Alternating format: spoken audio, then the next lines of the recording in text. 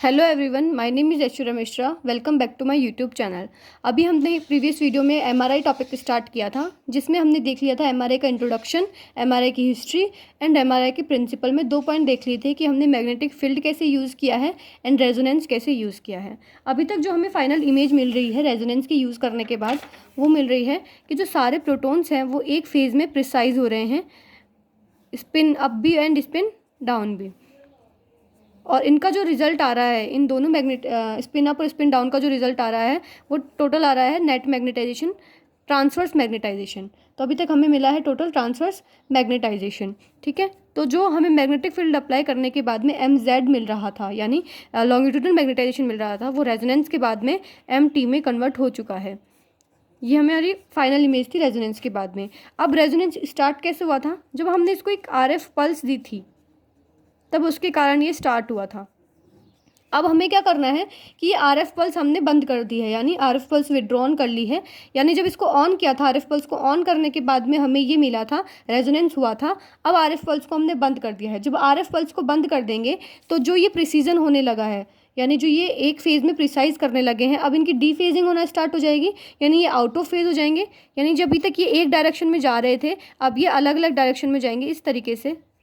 ठीक है, और जो MT है, यानी जो ट्रांसवर्स मैग्नेटाइजेशन है, वो दोबारा कन्वर्ट होने लग जाएगा MZ में, यानी लॉन्गिट्यूडनल मैग्नेटाइजेशन में। तो एक तो सबसे पहले इसमें क्या होगा कि इसकी डिफेजिंग होनी स्टार्ट हो जाएगी प्रिसीजन की। दूसरा इसमें क्या होगा कि जो हाई लो एनर्जी स्टेट से जो प्रोटॉन्स थे हाई एनर्जी स्टेट में जा रहे थे, वो अब हाई एनर्जी स्टेट से लो एनर्जी स्टेट में आने लग जाएंगे। और इसी प्रोसेस को हम क्या बोलेंगे? जब ये हाई से लो में आ रहा है तो अब हमने इसको बोल दिया रिलैक्सेशन, कि अब जो प्रोटॉन हो रहा है वो रिलैक्स हो रहा है, तो इस स्टेट को हमने बोल दिया रिलैक्सेशन। जब ये लो से हाई में जा रहा था तब हमने इसको नाम दिया था एक्साइटेशन। अब ये हाई से लो में आ रहा है तो हमने इसको नाम दे दिया है रिलैक्सेशन। तो अब देखते हैं इसके पॉइंट टू वाइज क्या क्या होता है। रिलैक्सेशन थर्ड पॉइंट है। Relaxation is the process that occurs after terminating the RF pulse, यानी RF पल्स को टर्मिनेट यानी बंद करने के बाद में जो प्रोसेस हो रहा है उसे हमने नाम दिया है relaxation. 2 process will occur in relaxation, 2 process होंगे। First, precession will go out of phase, यानी जो मैंने बताया कि जो इन फेज में थे प्रिसीजन, एक डायरेक्शन में एक फेज में हो रहे थे, वो आउट ऑफ फेज चले जाएंगे। सेकंड है, proton will move high energy state to low energy state, यानी जो रेजोनेंस के कारण लो एनर्जी के हाई एनर्जी में चले गए थे, अब वापस से वो हाई एनर्जी से लो एनर्जी में आ जाएंगे। ठीक है, यानी anti parallel will turn into parallel alignment, यानी अभी तक जो एंटी पैरेलल हो चुके थे हाई एनर्जी के कारण, वो अब वापस लो एनर्जी होने के कारण पैरेलल अलाइनमेंट होने लग जाएगा मैग्नेटिक फील्ड में। यानी जो पहले मैग्नेटिक फील्ड से एंटी पैरेलल जा चुके थे, अब वो दोबारा से पैरेलली आ जाएंगे। ये मैग्नेटिक फील्ड है, तब इसकी सब पैरेलल आ जाएंगे। ठीक है, according to energy conservation rule, energy don't lose energy transform into another form. यानी अभी देखो कि ये जो हाई एनर्जी से लो एनर्जी में आ रहा है प्रोटॉन, इसका मतलब कि कुछ ना कुछ एनर्जी निकलेगी, एनर्जी लॉस होगा। लेकिन जैसा कि हम एनर्जी कंजर्वेशन यानी ऊर्जा संरक्षण का जो नियम देखते हैं, उसके अंदर कोई भी एनर्जी व्यर्थ नहीं जाती, यानी कोई भी एनर्जी लूज नहीं होती है, वो एक एनर्जी से दूसरी एनर्जी में कन्वर्ट हो सकती है। तो जब ये हाई एनर्जी से लो एनर्जी में जाएंगे तो जो एनर्जी निकलेगी, यानी जो एनर्जी होगी, वो रेडियो वेव्स के रूप में कन्वर्ट हो जाएंगी। और ये रेडियो वेव्स जो होती हैं MRI के द्वारा डिटेक्ट कर ली जाएगी और इमेज प्रोडक्शन में हेल्प करेगी। ठीक है, so that the energy release from this procedure will convert into radio waves which will be detected by MRI machine. तो ये है रिलैक्सेशन प्रोसेस कि RF पल्स को टर्मिनेट कर लिया, 2 फेज हुए कि प्रिसीजन आउट ऑफ फेज चल जाएगा और हाई एनर्जी से लो एनर्जी में प्रोटॉन्स आ जाएंगे।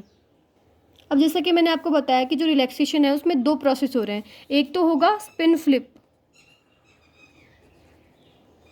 यानी हाई एनर्जी से जब वो लो एनर्जी में जाएंगे, एक तो ये प्रोसेस होगा।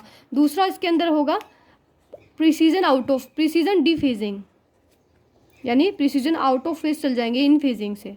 ठीक है, तो जो स्पिन फ्लिप है, यानी जब ये हाई एनर्जी से लो एनर्जी में जा रहा है, तो इसको हमने रिलैक्सेशन का टाइप फर्स्ट बोला है, जिसे बोलते हैं T1 रिलैक्सेशन। और जो प्रिसीजन डीफेजिंग हो रहा है, जब प्रिसीजन आउट ऑफ फेज जा रहा है, तो हमने इसे रिलैक्सेशन टाइप सेकेंड यानी T2 रिलैक्सेशन कहा है। अब हम इसको दोनों को एक अलग अलग तरीके से देखेंगे, T1 रिलैक्सेशन में क्या हो रहा है एंड T2 रिलैक्सेशन में क्या क्या हो रहा है। अब देखो T1 रिलैक्सेशन में क्या होगा, इट इन्वॉल्व स्पिन फ्लिप इन, इसमें T1 रिलैक्सेशन में स्पिन फ्लिप होता है। Anti parallel spin will turn into parallel spin, यानी जो अब एंटी पैरेलल हो रहे थे नीचे की साइड में, अब वो ऊपर की साइड में नहीं पैरेलल ही हो जाएंगे, मैग्नेटिक फील्ड के पैरेलल अरेंज हो जाएंगे।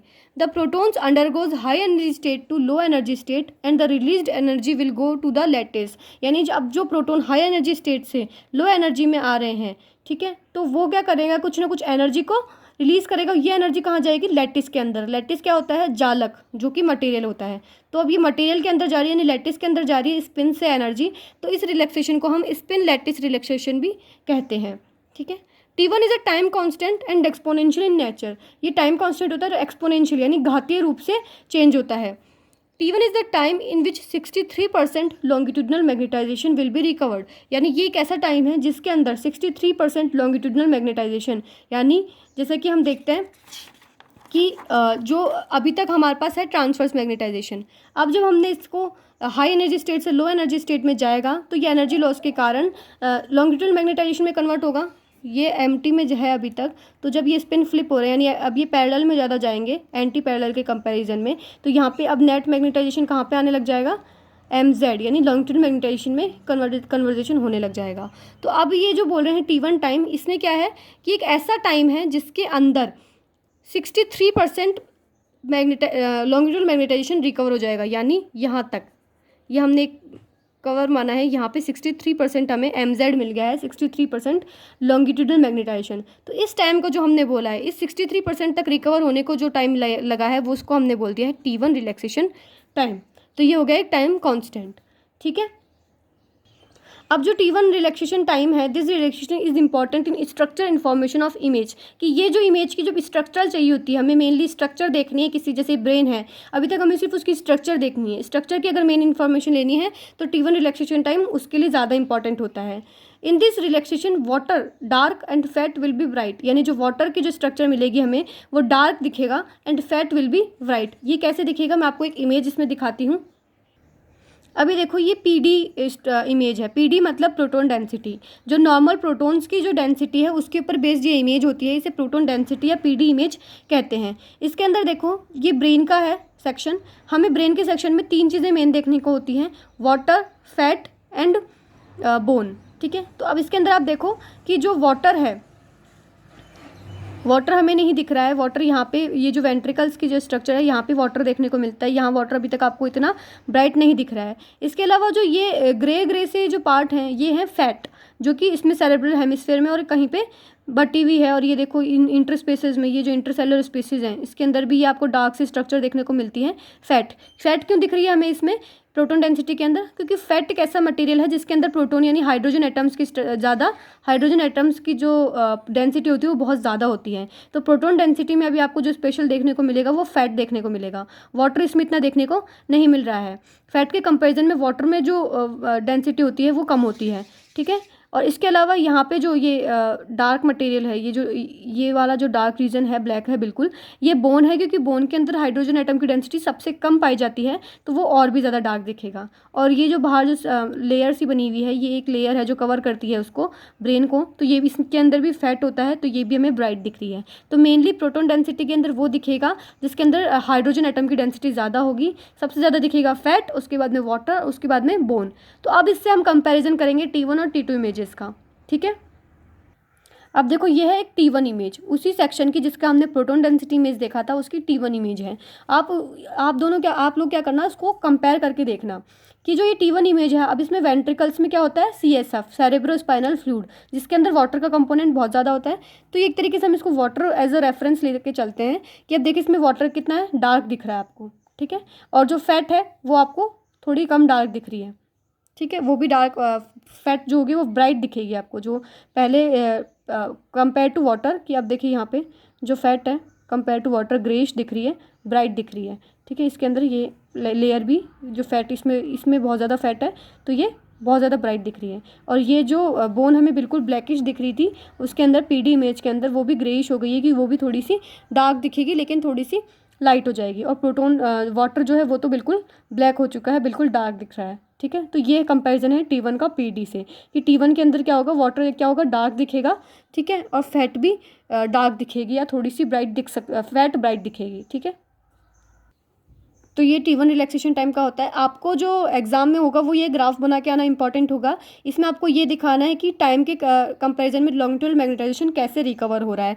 तो जो 63% पर रिकवर होगा वो T1 होगा। इसको हमने एक्सप्लेन कर दिया। इस ग्राफ को बनाना बहुत इंपॉर्टेंट है एग्जाम के परस्पेक्टिव से। अब जो नेक्स्ट हो रहा है वो होता है T2 रिलैक्सेशन। इसके अंदर क्या हो रहा है, प्रिसीजन डीफेजिंग। डीफेजिंग का मतलब क्या होता है कि पहले ये जो फेज में थे अब ये रैंडमली प्रेजेंट हो जाएंगे इस तरीके से, ठीक है। तो इसे बोल देंगे डीफेजिंग। तो डीफेजिंग के ये जो प्रिसीजन डीफेजिंग होगा उसे बोलते हैं T2 रिलैक्सेशन।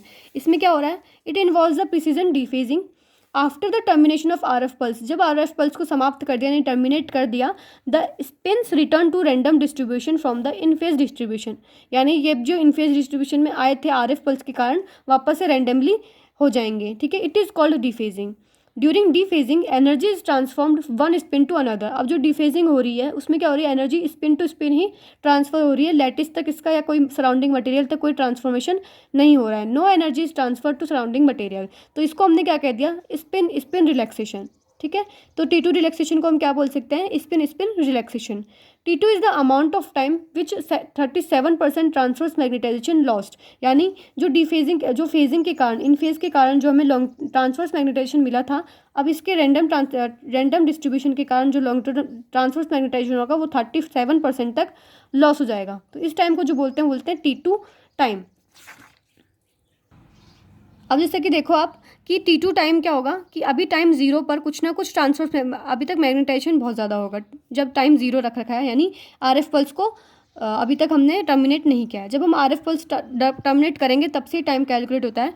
तो ये किस तरीके से ट्रांसवर्स मैग्नेटाइजेशन जाएगा, इस तरीके से, ये एक्सपोनेंशियल इस तरीके से जाएगा।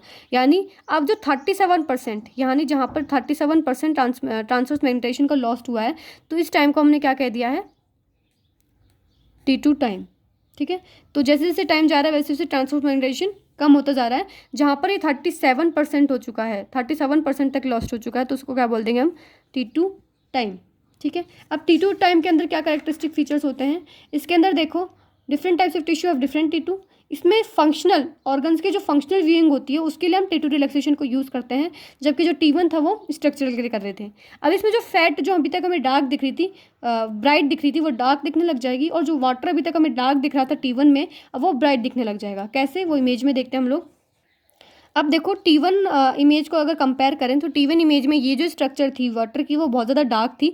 अब इसमें बहुत ज़्यादा ब्राइट है ये स्ट्रक्चर, तो ये क्या है, वाटर है जो T2 स्टेज में हमें ब्राइट कलर का दिखाई दे रहा है। इसके अलावा जो फैट जो है वो डार्क हो चुकी है। ये देखो, ये जो फैट जो ब्राइट दिख रही थी हमें PD में भी ब्राइट दिख रही थी और T1 में भी ब्राइट दिख रही थी, वो अब हमें डार्क सी दिखने लगी है। और इसकी जो लेयर देखो, बाहर की जो लेयर है, जो अभी तक PD और T1 में दोनों में बहुत ज़्यादा ब्राइट थी, वो बिल्कुल डार्क हो चुकी है। तो यानी ये जो काम करता है T2 रिलैक्सेशन में, क्या होता है, जो फ्लूइड होता है यानी जो वाटर होता है उसको ये ब्राइट दिखाता है, ठीक है। तो अभी हमें कुछ इमेजेस इसमें देखते हैं किस टाइप से वो होता है। देखो अभी आप ये इमेज देख करके बता सकते हैं कि ये कौन सी इमेज है, ये कौन सी इमेज है। अभी ये है T1 इमेज। क्यों T1 इमेज हमने इसको क्यों कहा है, क्योंकि इसमें जो ये देखिए वेंट्रिकल्स हैं, इसके अंदर ये ब्लैकिश दिख रहा है, यानी जो वाटर है यानी जो CSF है वो ब्लैक दिख रहा है। इसके अलावा ये जो आईबॉल है, आईबॉल हम वैसे कह सकते हैं कि ये हॉलो ऑर्गन्स होते हैं, लेकिन इसमें एक जेली लाइक मटेरियल होता है।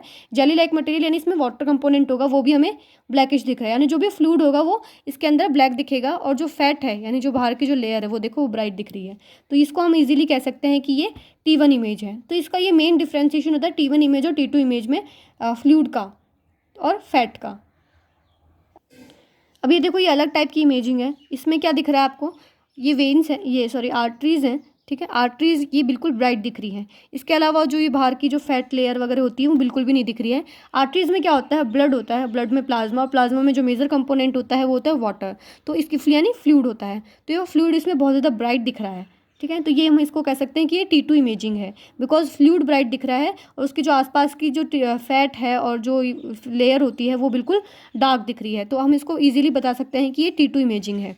तो आप लोगों को ये ध्यान रखना है T1 और T2 इमेजिंग के डिफरेंस में कि T1 में जो फ्लूइड होगा वो डार्क दिखेगा और T2 में फ्लूइड ब्राइट दिखेगा। ठीक है, ये बहुत ज़्यादा मेजर डिफरेंस है for differentiation of T1 and T2 images.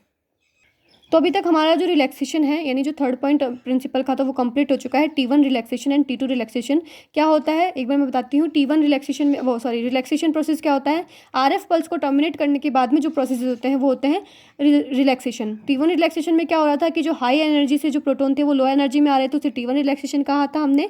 उसमें 63% लॉन्गिट्यूडनल मैग्नेटाइजेशन रिकवर हो रहा था।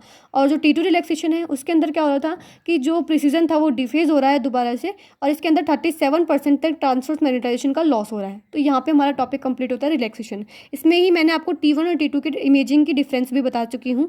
अब नेक्स्ट हम बताएंगे कि ये रिलैक्सेशन के बाद में जो फोर्थ स्टेप होता है यानी इमेज हमें कैसे मिलेगी, MR सिग्नल कैसे मिलेंगे, वो हम लोग डिस्कस करेंगे। अगर आपको इस वीडियो से रिलेटेड कोई भी डाउट या कोई भी क्वेरीज हैं वो आप कमेंट सेक्शन में कमेंट करके मुझे बता सकते हैं, मुझसे पूछ सकते हैं।